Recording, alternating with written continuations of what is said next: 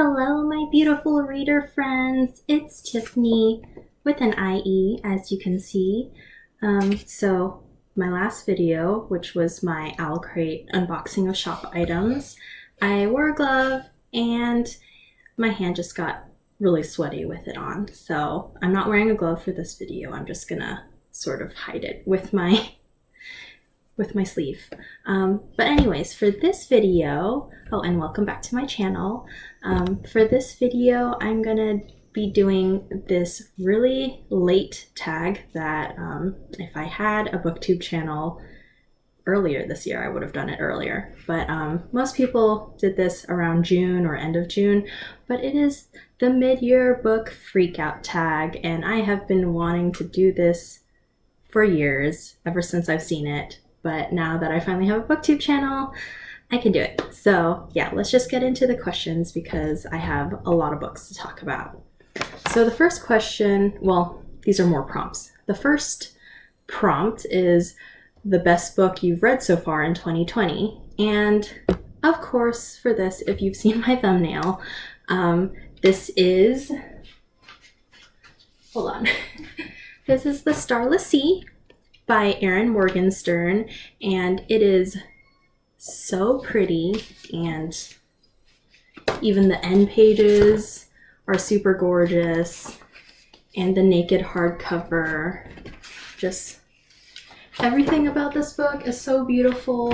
It's about a gay grad student named Zachary, and Zachary Ezra Rollins to be exact. He finds this underground library after going through this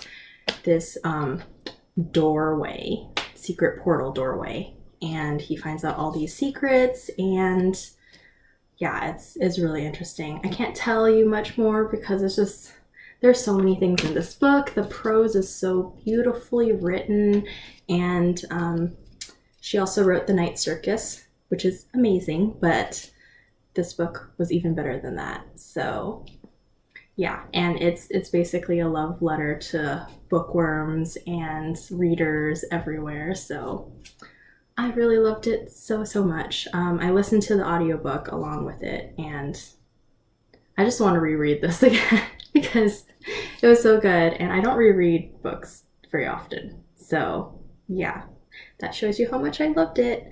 Okay. The next question is the best sequel you've read so far in 2020. I'm probably just going to say questions instead of prompts, but anyways. And that is the sequel to Wicked Saints, Ruthless Gods by Emily A. Duncan. As this is a sequel, I can't really go much into it. This is actually the special Owl Crate edition that they did. This is what the regular edition looks like. But yeah, look how pretty it is. These are the end pages. It says King of Moths, King of Blood, King of Horrors on the cover. Just, oh, and also the dust jacket on the reverse has this beautiful artwork of the two main characters, Nadia and Malachias is I think how you pronounce his name. It's all the names in here. They're all like Polish inspired, so they're like really hard to pronounce, and I didn't listen to the audiobooks because I read an arc of both Wicked Saints and Ruthless Gods, so I have no idea how to pronounce most of the names in there. But yeah, anyways, I loved Wicked Saints when it came out. My friend is actually friends with the author, so yeah, I was just super excited about it. It's so dark, and Roshni Chokshi, who is the author of The Gilded Wolves, The Star-Touched Queen, Arusha and the End of Time, she's amazing. She blurbed this book because she's also with Wednesday Books, just like Emily. And she basically said that for fans of Shadow and Bone who wanted Alina and the Darkling to be together, this is basically your book. And I was like, yes, the Darkling is awesome. So yeah, anyways, prompt number 3 is new release you haven't read yet but want to. Speaking of Roshni Chokshi, Arusha and the Song of Death. This is the sequel to Arusha and the End of Time. If you didn't know, these books are under the Rick Riordan imprint. Rick Riordan Presents. He's the author of Percy Jackson. Everyone knows him. But yeah, he started this imprint to have other authors from underrepresented cultures basically tell their mythologies, because he is not equipped to tell all of them. So yeah, it's really great. Highlights own voices, authors, to tell their own mythologies and stuff. So this is basically Percy Jackson meets Sailor Moon with Hindu mythology, and it's wonderful. Aru is so funny, and she's so relatable, and she just wants to fit in. And so yeah, I loved the first book. I haven't read this one yet. It's blue and orange and shiny. But yeah, the first book's purple. It's really pretty. And I also have the third book, Arusha and the Tree of Wishes, which came out earlier this year, and the fourth book should be coming out next year. It's a quartet. So yeah, I'm so excited. For prompt number 4, most anticipated release for the second half of the year, I have 2 answers for this. I don't have them yet because they haven't come out yet, but one of them comes out at the end of this month on September 29th, and that is Sky Hunter by Marie Lu. If you don't already know, I mentioned it a little bit before on this channel. Marie Lu is my favorite YA author, and she's just so sweet. I've met her several times at book signings, and I just adore her, and I adore her books, and she's just a wonderful human being. So yeah, I'm really excited for Sky Hunter, and the cover is so pretty. There's just so much color on it. And then my other anticipated release comes out October 6th, and it is The Invisible Life of Addie LaRue by V.E. Schwab. Now, Victoria is also one of my favorite authors. It's just so hard, but to pick just one favorite author. But I met Victoria 4 years ago on February 29th, 2016, when she came to Mysterious Galaxy for a book signing.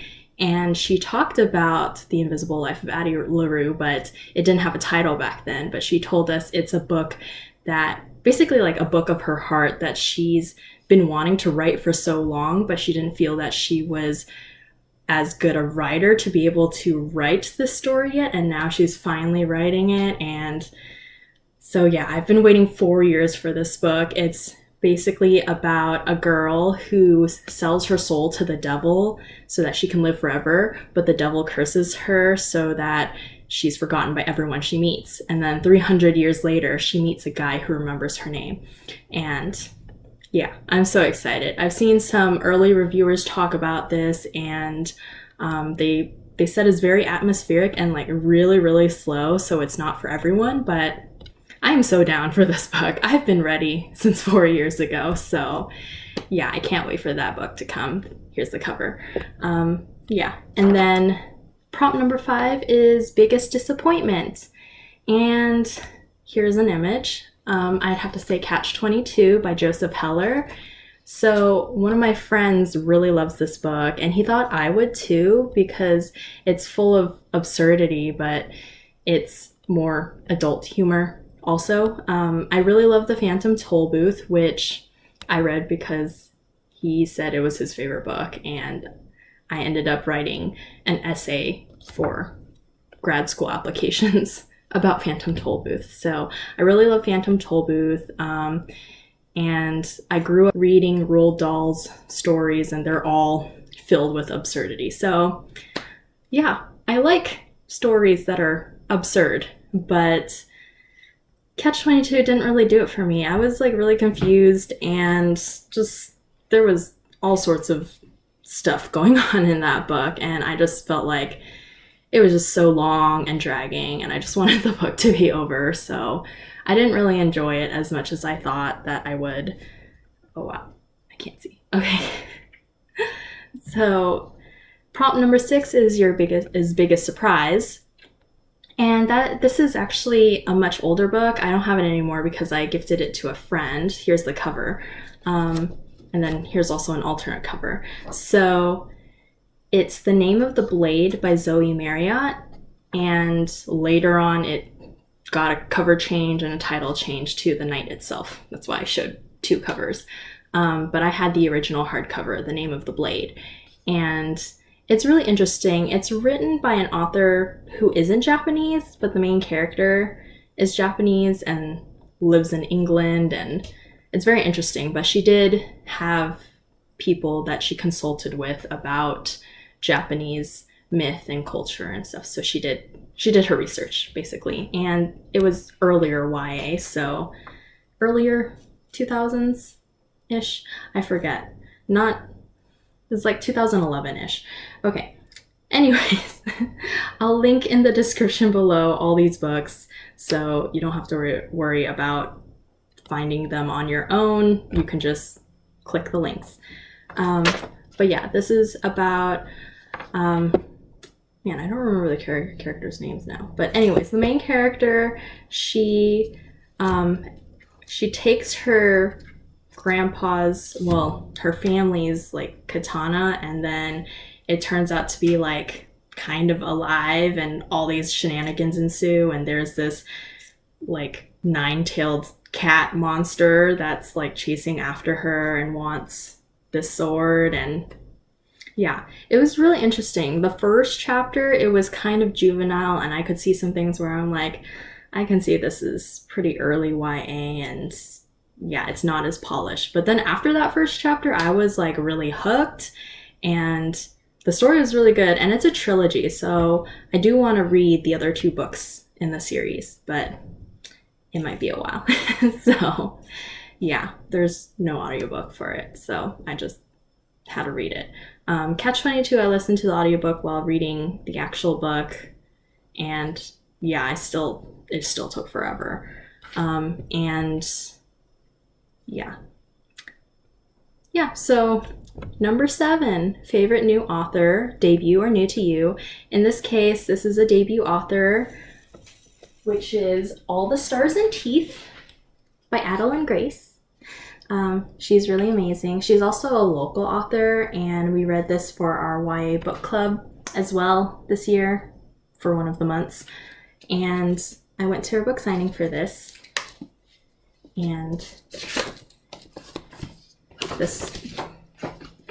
spine is really pretty, and just like all the details on this book, so pretty. And of course, because I've met her, she signed it. Oh my gosh. In purple for me. So yeah, she is wonderful, and I'm so excited for the sequel. But yeah, she's probably not going to have a live event because quarantine, which is sad that we've almost been in quarantine for a year. But yeah, so I really love this book, and yeah, can't wait to read the sequel and anything else she comes out with in the future. Number 8, newest fictional crush. I can't talk. Newest fictional crush. So I have 2 for these. For this question, all my books are in the back. Anyways, I have 2 for this question, and that is the male love interest in P.S. I Like You, because that might be a bit of a spoiler, by Casey West. He's just really great. This is about a girl named Lily, who in her chemistry class, she's not really paying attention, and she starts writing song lyrics on her desk, and then the next day she comes back and someone else has written more song lyrics, like completing the lyrics, or they wrote the next stanza to the same song. And then so they end up like exchanging letters to each other, and she starts to fall in love with him, but she doesn't know who he is, and just like, it's an enemies to lovers and slow burn romance. It was really good. I normally don't like slow burn because I get impatient, and I'm just like, stop messing around, get together already. But yeah, I really love this book. It made me cry, but I cry easily when I read books. So yeah. And then the other one is A Breath Too Late by Rocky Callan. This is one of my classmates from VCFA, which, here, I'm wearing my VCFA jacket, hoodie. This is her debut novel. It came out in April, and there's lots of trigger warnings for this. She puts it in the front and the back, like it's everywhere. But yeah, trigger warnings for suicide, domestic abuse, bullying, yeah, a lot of those things. But it's in, wait, what's the word again? So it's written in letters. I can't remember, it starts with an E. I'm blanking. Yeah, so it's written in letters to different people and things in her life, because she's committed suicide and her ghost for some reason is still lingering behind, and she's trying to find out why. And so she goes through the events leading up to her death. And yeah, so her love interest in this book, he's one of my newest fictional crushes as well. And yeah, it's just such a sad story. I read it in 2 days because it's really short, but I also cried a lot, like ugly cried. So yeah, it was hard to read, but it's very beautiful. It's hard to see. There's an origami crane right there, and then gold. It has to do with the book, so yeah. And then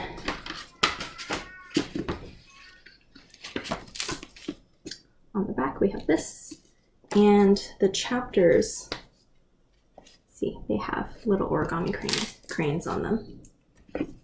And then, oh, this one looks cool inside too. So it's blue, and it says P.S. I like you.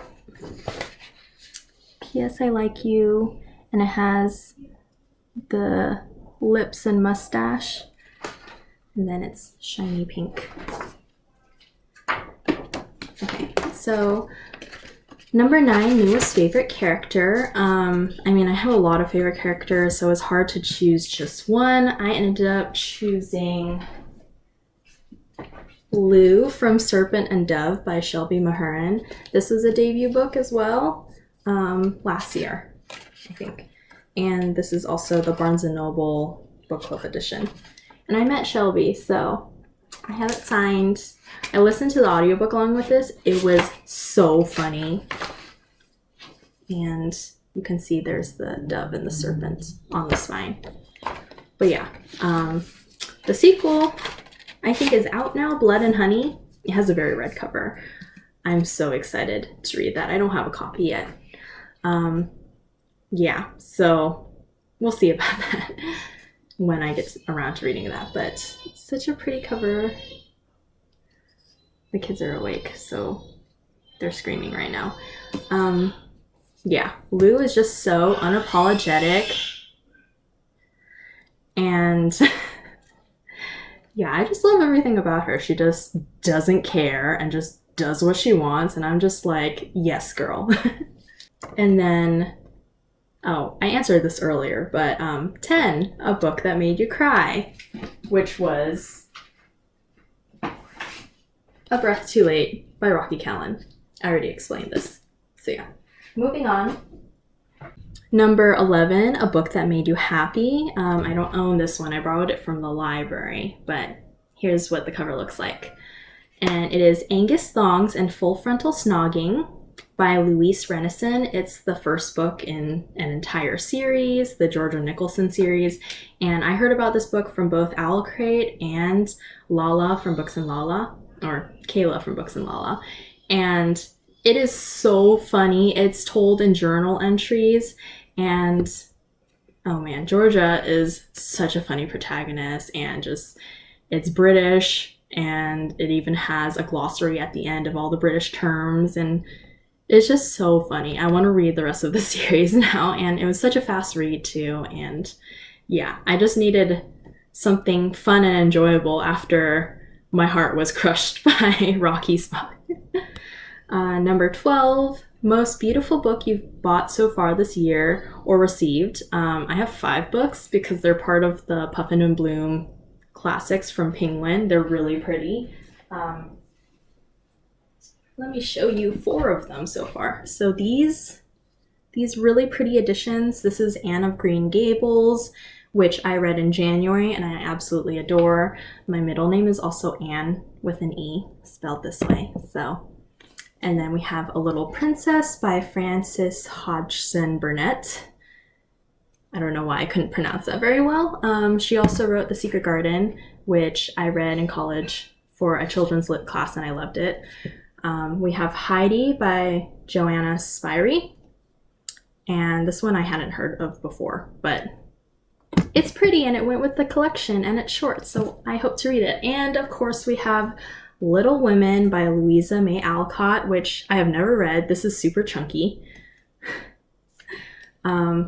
But since the new movie adaptation came out, and I love Saoirse Ronan and Emma Watson, and they're both in that adaptation, so I wanted to watch the movie, but I'm like, I need to read the book first, because I never read this when I was a kid, because I was judgy. I was like, I don't want to read about proper women.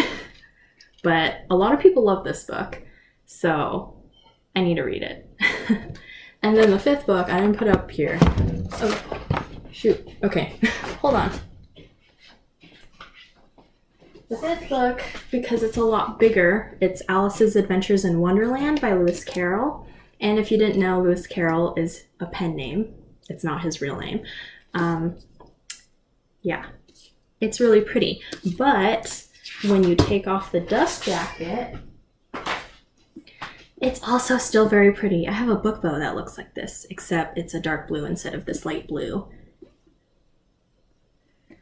And then the end pages, so pretty. And the illustrations.